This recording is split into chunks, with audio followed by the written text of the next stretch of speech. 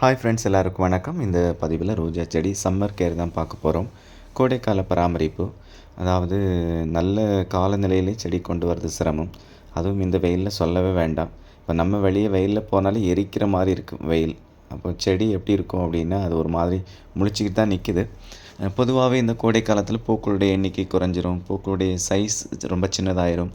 சில செடி சுத்தமாக பூக்கவே பூக்காது. நம்ம என்ன ஃபீட் கொடுத்தாலும் நம்ம பூக்கிறத பார்ப்போம் அப்படிங்கிற மாதிரி நிற்கும். இப்போ இந்த நிலையில் எப்படி இந்த கோடை காலத்தில் அதை கொஞ்சம் பாதுகாத்து கொண்டு வரலாம் அப்படிங்கிறதுக்காக ஒரு சில டிப்ஸ் மட்டும் இந்த வீடியோவில் நம்ம பார்க்கலாம். முதலாவது தண்ணி எப்படி கொடுக்குறோம் அப்படின்னு பார்க்கணும். அதாவது 2 நேரம் கண்டிப்பாக கொடுக்கணும். காலையில் ஒரு முறை, சாயங்காலம் ஒரு முறை. இப்போ நீங்கள் ஒரு ஓஸ் வச்சு பார்க்குறீங்க அப்படின்னா, அந்த ஓஸ் பகலில் வெயிலில் இருக்குது அப்படின்னா, சாயங்காலம் அதில் வர தண்ணி சூடாக வரும். அதை கவனிக்கணும். அல்லது டேங்க்லேருந்து நேரடியாக வருதுனாலும் சாயங்காலம் நம்ம பாய்க்கும்போது டேங்க் நல்லா சூடாகி அந்த தண்ணி சூடாக தான் வரும். ஒருவேளை சூடாகவோ அல்லது கொஞ்சம் வெதுவெதுப்பாகவோ நம்ம தண்ணி ஸ்ப்ரே பண்ணோம் அல்லது மூட்டுக்கு ஊற்றுறோம் அப்படின்னா, இலைகள்லாம் பழுத்து கொட்டும். அதனால் முடிஞ்ச வரைக்கும் கொஞ்சம் நல்ல குளிர்ந்த தண்ணீர் கொடுக்கறது நல்லது. அதுவும் ரோஜா செடி பொதுவாகவே நல்ல தண்ணி தான் அது விரும்பும். இப்போ போர் வாட்டர் எனக்கு உப்பாக இருக்குது அப்படின்னா, அந்த உப்பு தண்ணி கொடுக்கும்போது அந்த இலைகளுடைய எட்ஜஸ், இந்த விளிம்பெல்லாம் கரியும் நியூ க்ரோத் அதிகம் இருக்காது. அது அப்படியே டல்லாகவே நிற்கும். முடிஞ்ச வரைக்கும் அதுக்கு நல்ல தண்ணி கொடுக்கணும். இப்போ நம்ம காலையில் கொஞ்சமாக தேவைப்படும், சாயங்காலம் கொஞ்சம் நிறைய தேவைப்படும். இப்போ எனக்கு ஒரு 10 செடிக்கு மதியம் ஒரு முறை தண்ணி கொடுக்கணும். அல்லது சாயங்காலம் அந்த தளிர் மொட்டை எல்லாமே தலைகீழ வாடி தொங்க ஆரம்பிச்சிரும். அப்படி ஒரு சூழல் இருக்குது.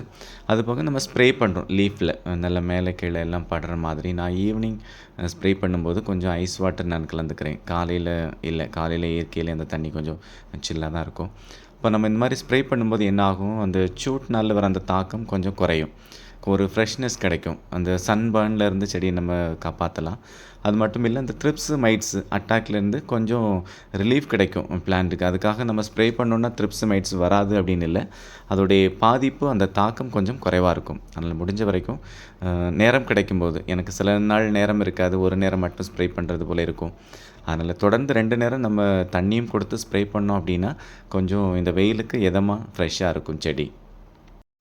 2வது பூச்சி மருந்து. பொதுவாகவே இந்த வெயில் காலத்தில் த்ரிப்ஸ் மைட்ஸ் ரொம்ப அதிகமாக வரும். அதுவும் நீங்கள் டெரஸில் வச்சுருக்கிறீங்க அப்படின்னா உங்களுக்கு அந்த தரையோட சூடு, தரை ஓட்டோட சூடு, மேலேருந்து வர சூடு எல்லாம் சேர்ந்து நோய் தாக்குதல் அதிகமாகவே இருக்கும். ஆனால் என்ன பிரச்சனை அப்படின்னா, நம்ம வெயில் காலத்தில் மருந்து அதிகம் தெளிக்க முடியாது.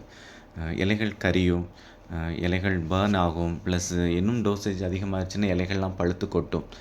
அப்போது நம்ம இந்த வெயில் காலத்தில் மற்ற நேரங்கள் அடிக்கிற அந்த மருந்தை விட டோசேஜ் கொஞ்சம் அளவு கொஞ்சம் குறைச்சி கொடுக்கணும். ஒரு 1 ml அப்படின்னா 0.75 ml, 2 ml கொடுக்குற இடத்துல ஒரு 1.5 ml. அது மட்டும் இல்லை, இப்போ புதுசாக ஒரு மருந்து நான் ட்ரை பண்ணுறேன் அப்படின்னா முடிஞ்ச வரைக்கும் அளவுகள் குறைச்சி கொடுக்குறது நல்லது. ஏன்னா எனக்கு இங்கே பாருங்கள், மருந்து டோசேஜ் அதிகமாகி இந்த இலைகள்லாம் எப்படி கருப்பாக கரைஞ்சிருக்கு பாருங்கள். செடி நல்லாவே ஹெல்த்தியாக இருக்குது. ஆனாலும் சில சமயங்களில் இந்த இலைகள் இந்த பூச்சி மருந்தோட எஃபெக்ட்னால இந்த மாதிரி வீக்காக காரணம். இங்கே கூட பாருங்கள், புள்ளியாக கருப்பாக இருக்குது இல்லையா? எவ்வளோ தான் ஹெல்த்தியாக இருந்தாலும் அந்த லீஃபை இது கண்டிப்பாகவே அஃபெக்ட் பண்ணும். எனக்கு இந்த செடிகள் மட்டுமில்லை, நிறைய செடிகளில் இந்த மாதிரி பாதிப்பு இருக்குது. அது நான் த்ரிப்ஸ் இல்லை மைட்ஸுக்கு ஒரு மருந்து அடித்தேன். அதோடைய டோசேஜ் கொஞ்சம் அதிகமாகி வந்த பாதிப்பு தான் இது. அதனால் முடிஞ்ச வரைக்கும் டோசேஜ் கொஞ்சம் குறைவா வச்சு, ஆனால் கண்டிப்பாக மருந்து ஸ்ப்ரே பண்ணணும். இப்போ நீங்கள் 7 நாளைக்கு ஒரு முறை ஸ்ப்ரே பண்ணுறீங்க அப்படின்னா த்ரிப்ஸ் கண்ட்ரோல் ஆகாது. அப்போ 5 நாளைக்கு ஒரு முறை ஸ்ப்ரே பண்ணணும். அல்லது இன்னும் கொஞ்சம் அதை கண்ட்ரோலில் கொண்டு வரணும் அப்படின்னா 4 நாளைக்கு ஒரு முறை. அது அப்புறம் நார்மல் ஆன பிறகு மறுபடியும் பழைய ரொட்டீன் ஒரு 5 நாளைக்கு ஒரு முறை. அப்படி பார்த்து நம்ம அதை ஸ்ப்ரே பண்ணி கொண்டு வந்தால் தான் செடியை காப்பாற்ற முடியும். அல்லது நீங்கள் மருந்து தெளிக்காமல் விட்டிங்கன்னா 7 நாள் போதும், 10 நாள் போதும், செடி ஃபுல்லாகவே அஃபெக்ட் ஆகிரும். அடுத்து என்ன ஃபீட் கொடுக்கணும் அப்படின்னு பார்க்கணும். அதாவது நம்ம என்ன உரம் கொடுத்தாலுமே அது செடி கொஞ்சம் கரியும் இலைகள் அந்த சூட்னால. இப்போ நீங்கள் மாட்டு தொழு உரம் கொடுக்குறீங்க, ஆட்டு தொழு உரம் கொடுக்குறீங்கன்னாலும் இந்த காலத்தில் கொஞ்சம் தவிர்க்கிறது நல்லது. இல்லை எனக்கு அது மட்டும்தான் கிடைக்கும், வேறு வழி இல்லைன்னா அளவு குறைச்சி கொஞ்சமாக கொடுத்துட்டு தண்ணி நிறைய கொடுக்கணும். அப்போ அது சூடு செடியை தாக்காமல் இருக்கும். அல்லது சீவீட் எக்ஸ்ட்ராக்ட் கொடுக்கலாம், ஹியூமி கொடுக்கலாம், NPK 1261 ஆல் 19 என்ன கொடுத்தாலுமே ஸ்ப்ரே பண்ணாமல் ரோட்டில் தண்ணியில் கலந்து கொடுக்குறது பெஸ்ட்டு. இப்போ அது போக நம்ம புளிச்ச தயிர், மோர் அதை நம்ம தண்ணியில் நல்லா டைல்யூட் பண்ணி கொடுக்கலாம். இப்போ நீங்கள் பார்க்குறது நல்ல புளிச்ச தயிர், ஒரு 10 நாள் ஆன தயிர். அது கொஞ்சம் அதிகமான ஒரு பாக்கெட் தண்ணியில் தான் நான் இவ்வளோத்தையும் கலக்கிறேன். அதை கொஞ்சம் கரைச்சிட்டு நம்ம கொடுக்கும்போது செடி கொஞ்சம் குளிர்ச்சியாக இருக்கும். இது போக வெங்காயத்தோல் அதை ஊற வச்ச தண்ணி கொடுக்கலாம், வாழைப்பழத்தோல் ஊறல் கொடுக்கலாம், மீன் அமிலம், வாழைப்பழ அமிலம் இது மாதிரி நமக்கு இயற்கையாகவே செலவில்லாத காசு கொடுக்காம நம்ம வீட்டில் வர கழிவுகள்லேருந்து தயார் பண்ணுற உரங்கள் நிறையா இருக்குது. நான் அடுத்து ஒரு வீடியோ கூட நம்ம இந்த மாதிரி லிக்யூட் ஃபெர்டிலைசர்ஸ் ஈஸியாக எப்படி வீட்டில் செய்து கொடுக்கலாம் அப்படின்னு ஒரு வீடியோ போடுறேன். இப்போ இது மாதிரி நம்ம கொடுக்கும்போது செடிகள் கொஞ்சம் அந்த சூட்டிலேருந்து பாதுகாக்கப்படும்.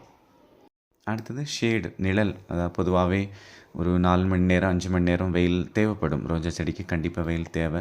அது மைல்டாக இருந்தால் கொஞ்சம் நல்லாயிருக்கும். ஆனால் நம்ம ஏரியா வெயில் ரொம்ப முரட்டு வெயிலாக இருக்கிறதுனால செடியை எரிச்சு விட்டுருது. கரிச்சு விட்டுறதுங்கிறத தாண்டி எரிச்சு விட்டுருது. அப்போ செமி ஷேடில் உங்களுக்கு வைக்கிறதுக்கு வாய்ப்பு இருந்தால் வைக்கலாம். ஒரு மதியம் 12 மணி வரைக்கும் வெயில் இருக்கும், அப்புறம் நிழல், அல்லது 12 மணி வரைக்கும் நிழல் இருக்கும், அப்புறம் வெயிலாக இருக்கும். அப்படி அந்த மாதிரி வாய்ப்பு இருந்தால் தொட்டியை கொஞ்சம் நகர்த்தி வைக்கலாம். இப்போ உங்களுக்கு கொஞ்சமாக செடி இருக்குது அப்படின்னா அந்த ஆப்ஷன் உங்களுக்கு செட் ஆகும். நிறைய செடி வச்சுருக்கிறவங்க அப்படி மாற்றி வைக்க முடியாது. 2வது ஆப்ஷன் நீங்கள் ஷேட் நெட் போடலாம். அந்த க்ரீன் நெட்டு அது கொஞ்சம் வெயில் தாக்கத்தை கம்மி பண்ணி கொடுக்கும். 3வது ஆப்ஷன் நீங்கள் மல்ச்சிங் போடலாம். மல்ச்சிங்னா மூடாக்குன்னு சொல்லுவோம், மூடி வைக்கிறது அதான் அர்த்தம். அந்த செடியோட அடிப்பாகம் அந்த மண், காய்ந்த இலை தலைகள், நெட்டு ஏதாவது உங்களுக்கு ஆப்ஷன் என்ன இருக்கோ அதை வச்சு மூடி வைக்கிறது, அவ்வளோதான். அப்போ நேரடியாக வெயிலுடைய தாக்கம் அந்த மண்ணில் பட்டு மண் சீக்கிரமாக காயாது, செடியும் காயாது. ஒரு நாளைக்கு ஒரு முறை தண்ணீர் கொடுத்தா கூட போதும்.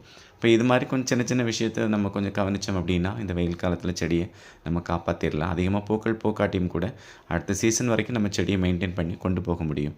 ஸோ தொடர்ந்து நம்முடைய சேனலை பாருங்கள், லைக் பண்ணுங்கள், ஷேர் பண்ணுங்கள், சப்ஸ்கிரைப் பண்ணுங்கள். தேங்க்யூ. Happy gardening.